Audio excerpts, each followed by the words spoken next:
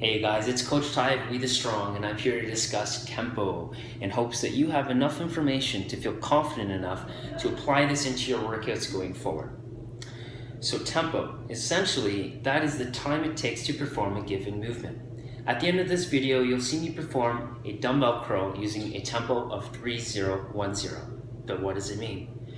Well, you perhaps have seen a number structure, something similar to this, in online programs, fitness magazines, or perhaps you've had a program written for you. The 3 represents the eccentric motion, so that would be the time it takes to lower the weight in a dumbbell curl.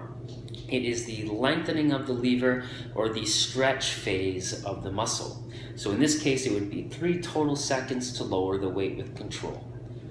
The 0 represents the potential for a pause in the eccentric position. So if I wanted to put greater stimulus, greater stress on the muscle in a stretch position, I could add a pause here. The 1 represents the concentric compartment, so it would be the contraction of the muscle, the shortening of the lever. So in the case of a dumbbell curl, it would be 1 total second to lift the weight up towards my shoulder. The 0 represents the pause.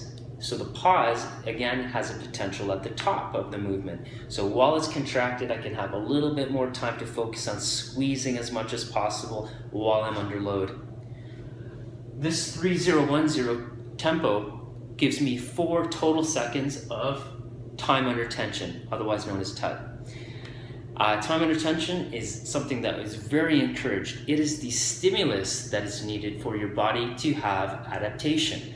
Essentially, what happens when your body is put under resistance or it's met under load, so when you're working with weights, you're giving it load, it has to kind of meet the demands, and so it adapts. And those adaptations come through forms of strength gains, muscle gains with hypertrophy, muscular endurance gains, also body composition gains such as muscle, fat loss, weight loss, and the list goes on and on. So the key here and the takeaway is to make sure that time under tension is part of your program to get the most efficient and maximum contractions possible in your workout. Mind to muscle. So when you're using time under tension or you're working with the prescribed tempo, you have an opportunity to really feel the muscle at work.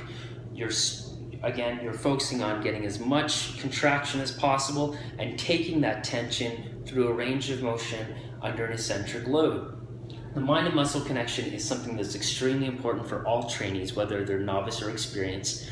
You want to be able to feel the muscle working, and of course working on proper form. So tempo allows you to keep control, to focus on having a mind-body connection, and again, it's something that I highly suggest that you put into your program starting today or tomorrow, whenever your next training program is. And perhaps you'll be humbled at how much less weight you're able to lift when you focus on control.